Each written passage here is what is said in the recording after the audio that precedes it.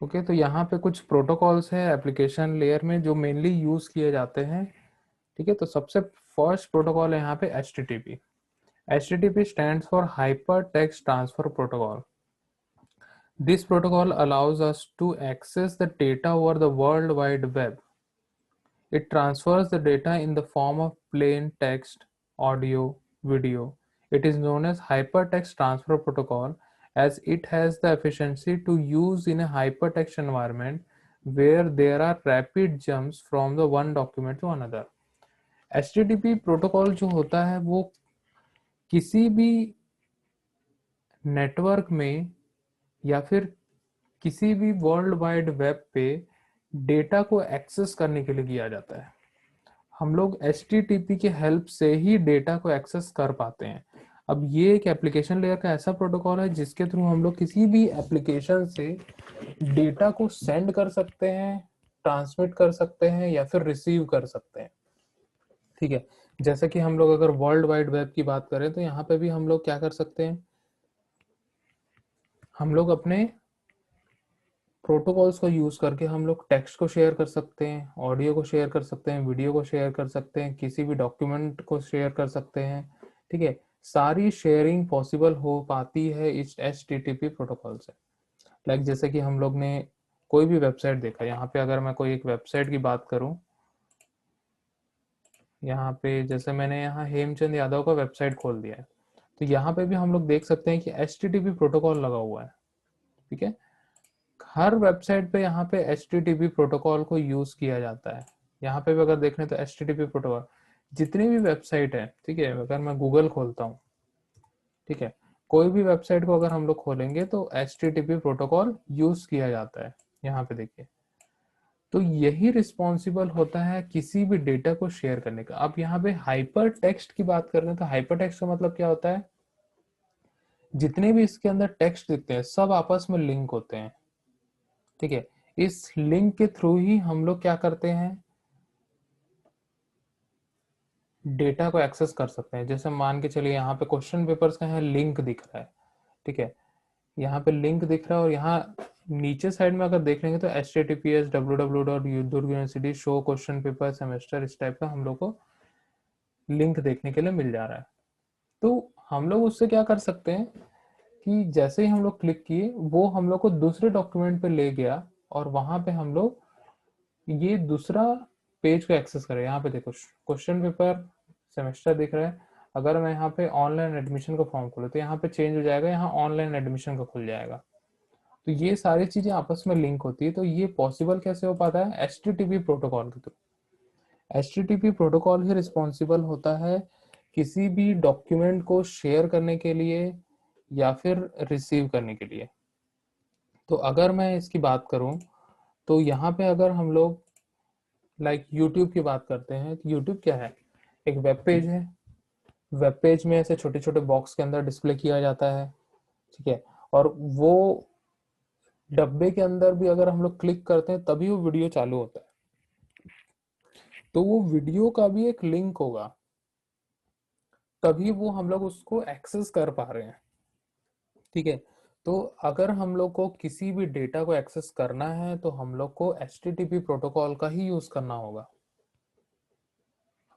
ये था HTTP hypertext transfer protocol, जिसके थ्रू हम लोग वर्ल्ड वाइड वेब में डेटा को एक्सेस कर सकते हैं। नेक्स्ट प्रोटोकॉल है यहाँ पे SNMP। SNMP stands for Simple Network Management Protocol. It is a framework used for managing the devices on the internet by using the TCP/IP protocol suite. तो यहाँ पे अगर हम लोग को किसी भी नेटवर्क को मैनेज करना है तो यहाँ पे हम लोग सिंपल नेटवर्क मैनेजमेंट प्रोटोकॉल का यूज कर सकते हैं। अब जो भी नेटवर्क हम लोग बनाते हैं वो 10-12 कंप्यूटर को, 50 कंप्यूटर को, 100 कंप्यूटर को यूज करके हम लोग बना सकते हैं, आपस में जोड़ सकते हैं। लेकिन अगर हम लोग को कोई भी ऐसा नेटवर्क बनाना है जिसके अंदर बहुत अलग अलग डिफरेंट डिफरेंट लोकेशन में लोग बैठे हैं, उसका एक अलग से नेटवर्क हम लोग को बनाना है। लाइक एक वर्चुअल नेटवर्क हम लोग को क्रिएट करना है। जैसा कि हम लोग अभी जूम एप्लीकेशन पे ऑनलाइन क्लासेस कर रहे हैं, ठीक है, या फिर हम लोग कोई फेसबुक पे रूम क्रिएट कर रहे हैं, या फिर हम लोग क्या कर रहे हैं, व्हाट्सएप में हम लोग ने एक ग्रुप बनाया हुआ है, तो वो एक छोटे छोटे वर्चुअल नेटवर्क होते हैं। तो वो नेटवर्क्स को भी मैनेज करने के लिए SNMP का यूज किया जाता है। बाकी फिजिकल डिवाइसेस से ही कनेक्टेड हो, वो फिजिकल डिवाइसेस से ही कनेक्टेड।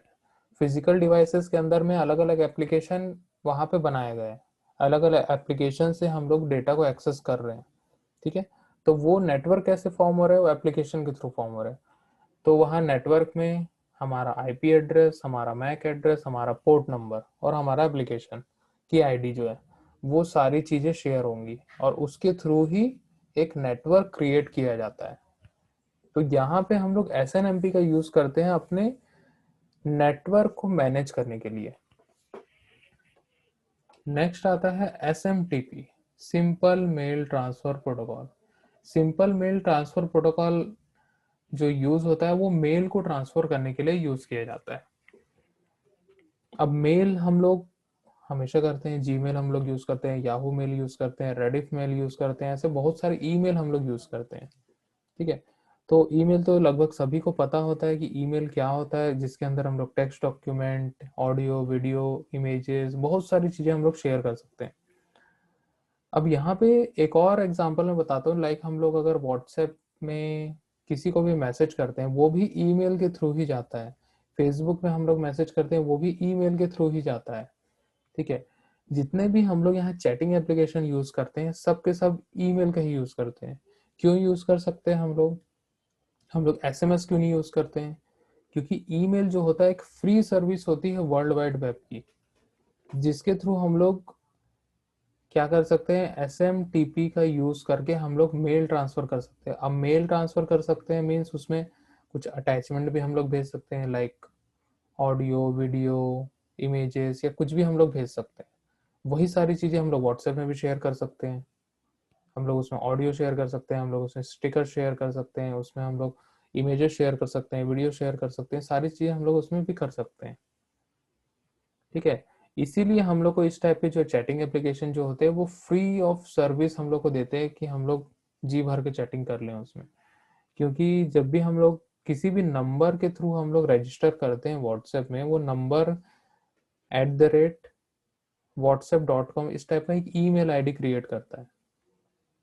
तो हम लोग को पता भी नहीं होता है कि हम लोग अगले पर्सन से जिससे हम लोग चैट कर रहे हैं वो ईमेल के थ्रू चैट हो रहा है, वो ईमेल के थ्रू हम लोग चैटिंग पॉसिबल कर पा रहे हैं। हम लोग उसको डायरेक्ट ईमेल ना बोल के हम लोग उसको एक चैटिंग एप्लीकेशन के थ्रू हम लोग, मतलब काम वही है, उसको एक नया रूप दे दिया गया है। ठीक है, तो हम लोग को अगर कोई भी डॉक्यूमेंट शेयर करना है या फिर हम लोग को ऑडियो, वीडियो, ऐसा हर चीज शेयर करनी, तो हम लोग SMTP का भी यूज कर सकते हैं। नेक्स्ट आता है यहाँ पे domain name system. Domain name system का मतलब होता है कि an IP address is used to integrate the connection of a host to the internet uniquely, but the people prefer to use the name instead of addresses. Like इसका मैं example बताता हूँ। हमने यहाँ पे दुर्ग यूनिवर्सिटी खोला, ठीक है, या फिर हमने google.com खोला। अगर मान के चलिए google.com नहीं लिखना है, यहाँ पे हम लोग लिखते हैं 198.168 डॉट समथिंग, कुछ कुछ कुछ कुछ IP एड्रेस दिया हुआ है। ठीक है, हम लोग को ये याद रहेगा कि हमेशा नहीं याद रहेगा, तो हम लोग ने इसको क्या कर दिए, उसको एक नेम दे दिए। हम लोग ने दे दिया www.google.com, हम लोग ने ये नेम दे दिया। ठीक है, इस नेम को जब रिजॉल्व किया जाएगा तो इसके पीछे हम लोग को IP एड्रेस मिलेगा। क्या मिलेगा? IP एड्रेस मिलेगा। ये IP एड्रेस के थ्रू ही हम लोग इस सर्वर को एक्सेस कर सकते हैं। मतलब जहां पे भी ये गूगल के जो भी वेब डॉक्यूमेंट रखे होंगे, वो सारे हम लोग IP एड्रेस के थ्रू ही एक्सेस कर सकते हैं। तो यहाँ पे डोमेन नेम सिस्टम क्या बोलता है कि जब भी हम लोग इस टाइप का हम लोग कुछ एक टेक्स्ट लिखेंगे, वो रिजॉल्व करेगा और उसके पीछे एक IP एड्रेस से लिंक किया जाता है इसको। मीन्स हम लोग ने हम लोग जैसे सिंपल सा एग्जांपल देता हूँ, हम लोग फोन नंबर याद नहीं रख सकते आज के ज़माने में। ठीक है, एक एक आदमी के दो दो तीन तीन नंबर होते हैं, हम लोग याद नहीं रख सकते। हम लोग क्या करते करते हैं, उसको कॉन्टेक्ट से सेव कर लेते, कॉन्टेक्ट से सेव कर लेते हैं। ठीक है, तो यहाँ पे भी हम लोग क्या किए हैं, आईपी एड्रेस हम लोग याद नहीं रख सकते, हम लोग ने क्या दे दिया, उसको नेम दे दिया, जिसको हम लोग बोलते हैं डोमेन नेम। तो यही प्रोटोकॉल यहाँ पे काम करता है कि डोमेन नेम है, डोमेन नेम के पीछे आईपी एड्रेस होता है, और उसी आईपी एड्रेस के थ्रू हम लोग इसको रिजॉल्व करते हैं।